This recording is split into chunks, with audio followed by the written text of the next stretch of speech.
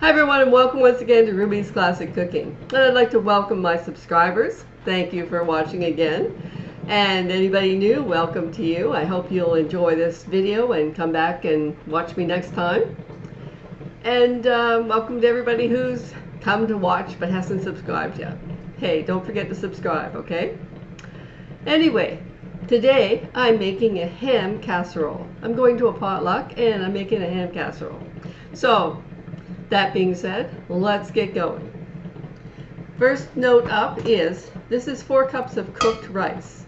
Now this right here is Ben's converted long grain white rice, although, you know, you can use whatever kind of rice you want.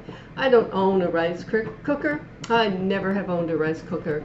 So what I do is I take my rice and I put it in my Corningware casserole in my microwave. Works out perfectly every time. My secret is 1 cup of rice, 2 cups of water, put it in the casserole or any microwave safe container, put a lid on it, in the microwave. My microwave, I'm lucky enough that it has a rice button. I push the rice button, boom. When it beeps, the rice is perfectly cooked. All I have to do is fluff it up a bit. In the good old days when I didn't have a rice button on my microwave, I would just take my casserole, put my rice and water in, and then I would put it in, let it boil for 5 minutes, and then put it on at a medium high, 60, 70, about 70% for 25 minutes. And then it was perfectly cooked too. There were usually instructions on the package for how to do it. So I have a 1,100 watt microwave, by the way. Let's carry on now with this recipe, and I have my 4 cups of cooked rice. It's a bit of a difference from normal. You're not using macaroni or any kind of pasta. It's going to be rice today. So let's just get going on this recipe. Okay, everything but my rice is going to go into this pot on the stove to heat them all together. So I have more than a cup and it calls for a cup and a half of ham. I've got probably a cup and 3/4 of finely diced ham. This ham, my ham. Okay, I bought a ham about 2 weeks ago, and I took 2 ham steaks off the top of it because my husband and I would never eat a whole ham, and so I cut 2 ham steaks off the top of that, which is not easy, but it can be done quite, you know, if you have a nice sharp knife. Then I took a bunch of ham off of the bone and put aside a nice big ham that 4 people will probably eat that when we have my daughter and son-in-law over for dinner one night.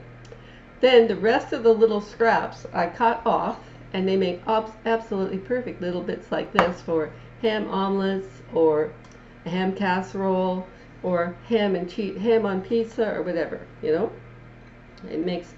It's a great way to use up your ham, and then you put it all in the freezer, and when you need it, just thaw it out and boom, you got ham.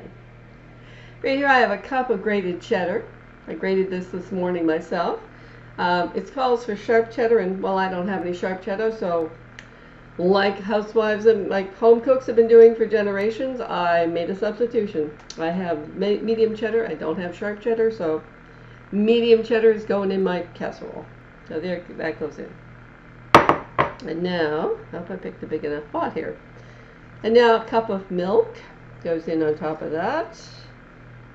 And we have a can of cream of mushroom soup. That goes in next. Here we go. Clean that can out.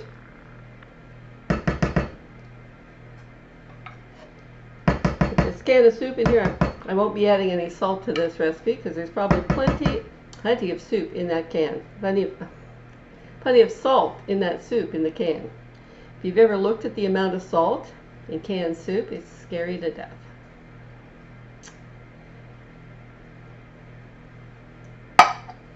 All right, and the onions, that's half a cup of chopped onions. So 1 can of cream of mushroom soup. I cheated today. I took some dehydrated onions and I rehydrated them with a little hot water. The instructions were on the package. So now I just mix this together, and I'm going to take this over to my stove and heat this up on my burner. until everything blends together. And then I start assembling my casserole. Now my rice is cold because I cooked it last night, so it's not hot. So hopefully that won't affect my baking time on my casserole.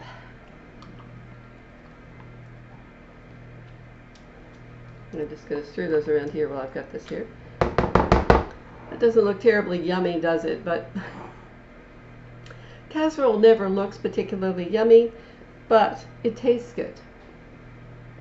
That's the important thing, right? All right, now over to the stove I go. I'll be back when I can show you what this looks like before I start assembling my casserole. Oops, before we get too far out of whack, I still have a couple of ingredients to add to this before I put it on the stove. Anyway, it says to use a sprinkle of cayenne pepper, so I'm putting on some cayenne pepper, and 2 teaspoons of prepared mustard, so 2 teaspoons of mustard. Kind of messy, but you know, what can I tell you? Try to squeeze left-handed and use your right hand to hold the spoon. I probably should have done that the other way around. Stir these last 2 ingredients in here. Need a little bit more of a mustardy, little hint of a mustard yellow color coming on here. Ham and mustard go very nicely together, so that's probably why I'm adding a little mustard to this recipe.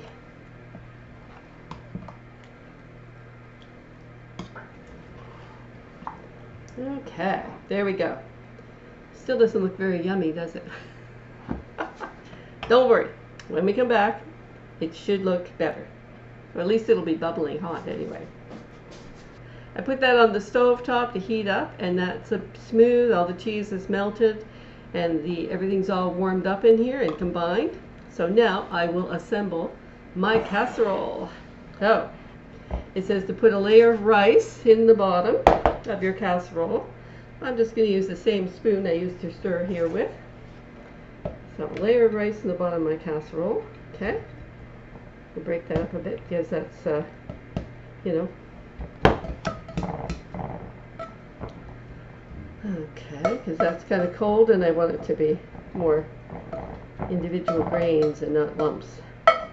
Okay, now it says to put a layer of your ham mixture on top. And it's now more of a orangey color from the melted cheese than it was before. Here we go.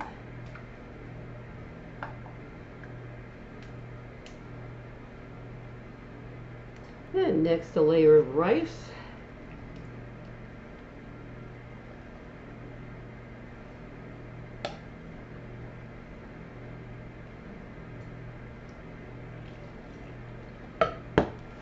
Bit like making a rice lasagna. And another layer of hammy goodness here. The ham mixture. There we go. Cover your rice with the hammy mixture there. All the way up to the edges. There we go. Like that. And now more rice on top.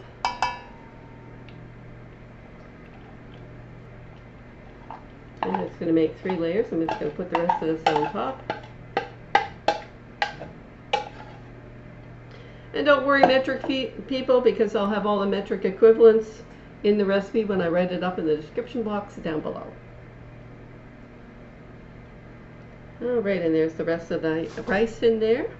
This casserole is a 10 cup or about a 2.2 to 2.25 liter casserole, just in case you're wondering what size casserole this is.